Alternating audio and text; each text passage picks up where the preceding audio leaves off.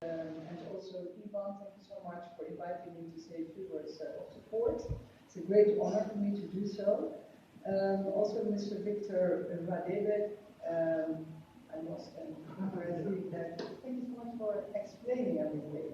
Because I read through a little bit of what the Mobility Center is about, but thank you so much for giving us all that information.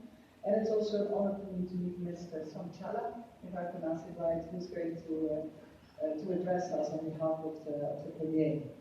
And please greet MEC Bali on our account, because we had a mobility endowment here in this very spot together with him about a year ago, I think. So that was very nice. It was on sustainable transport, so like we do in the Netherlands. Yes, let me also introduce Koa, who's here. Koa, just wait, because Koa is from the embassy. He's responsible for transport and logistics in the embassy. I think lots of people here know him probably. And most of all, let me welcome all of you here, because we in the embassy were a great believer in the triple helix, in combining government, business, and knowledge institutes. We really think that if you build a platform where these three parties are going to work together, you can solve almost any problem.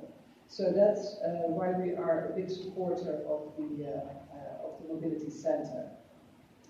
Maybe allow me, ladies and gentlemen, to say a few words on the relations between our two countries. Because the relations are long-standing, they're robust, and they're still strengthening, they're still growing, these relations. I think South Africa, I've been here now for 3 years, I think it's a country of immense opportunity, and you see that there are a lot of business here. We also use South Africa as kind of a stepping stone to the continent. We use it as a gateway to Africa. And so I'm proud to say that we have over 350 companies who are active here in your country, companies from the Netherlands, of course, who are creating 100,000 jobs here in South Africa. And they're fully committed to make this positive contribution to your country. They're very strong in CSR as well. And the Netherlands multinationals here in South Africa, like, for example, Royal Haskoning, I mean, many of them, they have their headquarters in the Netherlands, but they are as African as they are Dutch, as Duncan was just explaining to you. We also teamed up with the multinationals here in South Africa. We built a trust, and within the trust, we're supporting entrepreneurs. Royal Haskoning is a partner, but also TomTom. I just saw the Byron's here as well. Good to see you. They're also teaming up with the embassy, as well as with the knowledge institutes, with different universities in the Netherlands and in South Africa, and the consultants. And I was just thinking, because I heard that also part of the mobility center will be a platform for incubators as well. You were just explaining to us. So I was already thinking of, can we somehow connect? On the 6th of February, we will start our second year of the Orange Corner. So let's talk a little bit about that. Now, what I think really characterizes the Dutch companies is that they're here really for the long haul, not for the quick win. They really invested in the country. They're here for a long time already. And I think the involvement of Royal Haskoning, H.E in the Mobility Center for Africa is an excellent example of this. Yes, let me say a little bit about innovation, because I think tomorrow is shaped by the innovations of today. And we saw some really great examples here in your presentation. We just had our City of the Future event in Durban, and you rightly said so, every city is trying to be a smart city. And what really stayed with me from this big event we had in Durban, where we tried to combine again, in the triple helix, to have the government, the business, and the knowledge institute there to talk about smart cities, is that we live in an urbanized world, and that this urbanized world is overcrowded and is very polluted. And I think the things that you were mentioning here were solutions for that congestion, for that pollution as well. I really like what you said, the dream about having zero emissions, zero accidents, and zero ownership. I think that's a good goal to strive for. Maybe share a few of the examples from the Netherlands. Maybe the first one is in the streets of the Dutch cities nowadays, you see more and more these electric chargers for electric vehicles. I think more consumers are interested in it. We had some subsidies from government as well, trying to trying to encourage people to use it. And you can see that consumers are more and more switching to fully electric vehicles. And I think it's for a reason that the world's trend-setting electric vehicle company, Tesla, has a European distribution center in the south of the Netherlands, where they actually assemble cars. Maybe another one is about the sharing economy that you were mentioning as well. Because in congested cities like Amsterdam, for example, you see that people have access to this kind of car sharing systems. They call car to go. Hop in and drive, one click away on your smartphone, and you get yourself a car. And if you know how difficult it used to be to park in cities like Amsterdam, it's really a great solution, I think. If I go back to the Netherlands, live in Amsterdam again, I surely will sign up for such a system. Because it's terrible to have your own car, never finding a parking spot. And so I think it really works well. They have some incentives, like for example, if people hand in this car at a charger, a point in the city, they get discounts, and so it really works well.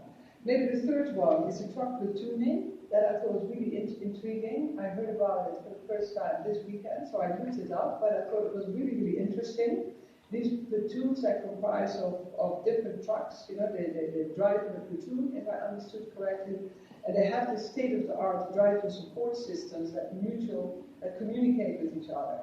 And what I thought was really interesting is that it's more safe, it's saving costs, but it also reduces the CO2 emissions, which is win-win-win. Yeah, I think it's a great idea, and I think it's also being used or being tested already in the port of Rotterdam. Now, thank you, Victor, also for explaining to us how a car drives itself, because I was also kind of intrigued by it, like how does it really work? You explained to us here. In Capelle aan de IJssel, which is about 10 kilometers away from the port of Rotterdam, we have already buses that drive fully autonomously over a distance of 2 kilometers. I think that's your level 4, probably. It's between two important public transport hubs, and maybe just to underscore this, that it's not a proof of concept, but it's been already used since 2005. So we're already in level 4 since 2005, but level 5, I think, it's still in the future. 2020, I think, they're going to try for the first time in the city of Utrecht to have buses that will, you know, drive fully autonomously, but will share the road with other users, like, for example, cars and bicycles. So I'm still a little concerned. I'm also wondering if it's not a nightmare for insurance companies, but let's chat a little bit about that in the coffee break. Yes, so we have a very green government at this moment, the greenest policies ever, I've been told, so let's see where we end up, because of course reduction of emissions is very much on our minds. I think most countries in Europe are trying to ban now all diesel-powered vehicles in the future, so that could be an interesting measure. Ladies and gentlemen, let me conclude by saying that we're at the embassy and the Netherlands is a strong supporter of the Mobility Center for Africa. I think we need these platforms. We need these platforms for research, for testing, and also the deployment of new technologies. We really need that. Platforms where the public sector, where academia, the private sector, where they actually meet and team up. I think we have to innovate, we have to collaborate, educate, and invest, and I think this platform will really assist in that way. So we stand ready also to partner and to assist the MCA by linking them up with international counterparts or intelligence from the Netherlands or Europe, needs be. Just give us a call and we're there as your partner as well. So I'm very confident that this will be a very inspiring and a fruitful day, and I wish you very good discussions today, but also very good discussions in the future, because I think you can really make a difference, I think, for this continent with your platform. Thank you so much.